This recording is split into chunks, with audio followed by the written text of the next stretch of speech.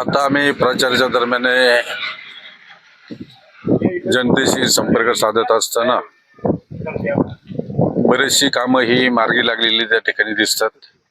आता तिथं मळ्यामध्ये 7 कोटीचा काँक्रिटीकरणाचा रस्ता त्या ठिकाणी चालू आहे। छोट्या मोठ्या वस्त्यांवर जे जाणारे रस्ते आहेत ते बहुतांशी झालेले आहेत। काही रस्ते त्या ठिकाणी राहिले आहेत, ते पूर्ण करणं आपलं त्या ठिकाणी काम आहे।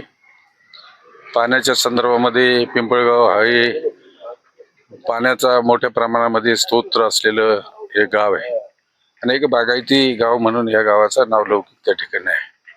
दुधाची पंढरी म्हणून या पिंपळगावामध्ये श्रीराम दूध संस्थेच्या माध्यमातून मोठ्या प्रमाणामध्ये त्या ठिकाणी दूध संकलन होतं। त्या संस्थेमध्ये मी माझ्या तरुणपणाच्या काळामध्ये 3 वर्ष दूध त्या ठिकाणी अवसरीवरून आणून घातलेलं आहे आणि त्या काळापासून तर आजपर्यंत या गावाशी माझा संपर्क त्या ठिकाणी राहिलेला आहे। माझे मोठे नातेसंबंध देखील या गावामध्ये त्या ठिकाणी आहेत। अनेकांना उपयोगी पडण्याचं काम मी या ठिकाणी केलेलं आहे आणि मी ज्या ठिकाणी काम करतो म्हणजे उदाहरणार्थ मी राष्ट्रवादी काँग्रेस पक्षाचा अध्यक्ष, युवक काँग्रेसचा अध्यक्ष म्हणून त्या ठिकाणी 11 वर्ष काम केलं। आज फादर बॉडीचा अध्यक्ष म्हणून मी 16 वर्ष काम केलं। जिल्हा दूध संघामध्ये 32 वर्ष मी संचालक आहे, 8 वर्ष मी त्या ठिकाणी चेअरमन होतो आणि मोठा काळ त्या ठिकाणी मला दिल्याच्या नंतर ती संस्था मोठी करण्यामध्ये आणि त्या संस्थेचा नावलौकिक संपूर्ण राज्यामध्ये नाही तर देशामध्ये त्या ठिकाणी झाला आणि कात्रज ब्रँड हा आज एक दुग्ध व्यवसायामधील एक मोठा ब्रँड त्या ठिकाणी समजला जातो आणि ज्या ठिकाणी काम करायचं त्या ठिकाणी निष्ठेने, प्रामाणिकपणे आणि जीव ओतून काम करायचा हा माझा त्या ठिकाणी स्वभाव आहे। मी मागच्या वेळेला एकदा जिल्हा परिषदमध्ये जाण्याचा प्रयत्न केला होता, थोड्याफार मताने मला त्या ठिकाणी अपयश आलं, परंतु जनसेवा करणे हा माझा पहिल्यापासूनचा उद्देश आहे।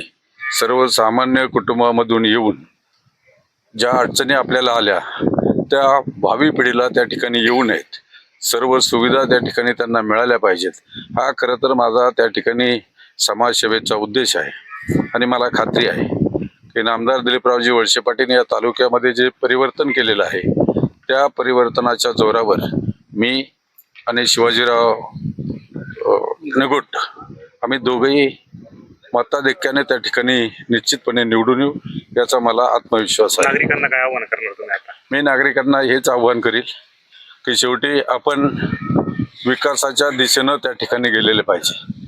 विकासाचा दृष्टिकोन हा समाजाला पुढे नेऊ शकतो।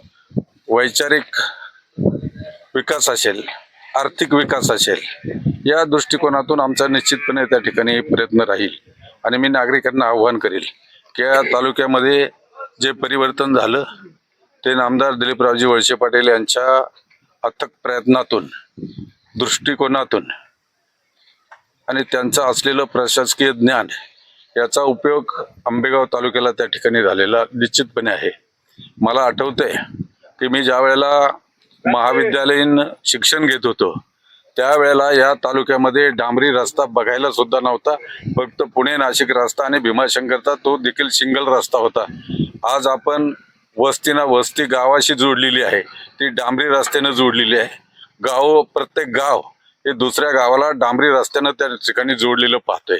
एक जिरायत तालुका म्हणून ज्याचं ख्याती होती तो आज संपूर्णपणे त्या ठिकाणी बागायत झालेला आपण पाहतो। हे आपोआप कधीही घडत नाही, त्याच्यासाठी कोणीतरी प्रयत्न करावा लागतात, रात्रीचा दिवस करावा लागतो। त्यावेळेला कोणतंही क्रिएशन किंवा कर्तृत्व किंवा विकास त्या ठिकाणी होतो आणि ते साहेबांनी त्या ठिकाणी केलेलं आहे। साहेबांच्या राजकीय कारकिर्दीमध्ये पहिल्या दिवसापासून मी साहेबांच्या बरोबर अत्यंत एकनिष्ठेनं त्या ठिकाणी आहे आणि या पुढच्या काळामध्ये देखील साहेबांच्या बरोबर राहून या तालुक्याचा विकास करण्याचा निश्चितपणे आम्ही प्रयत्न करणार आहोत।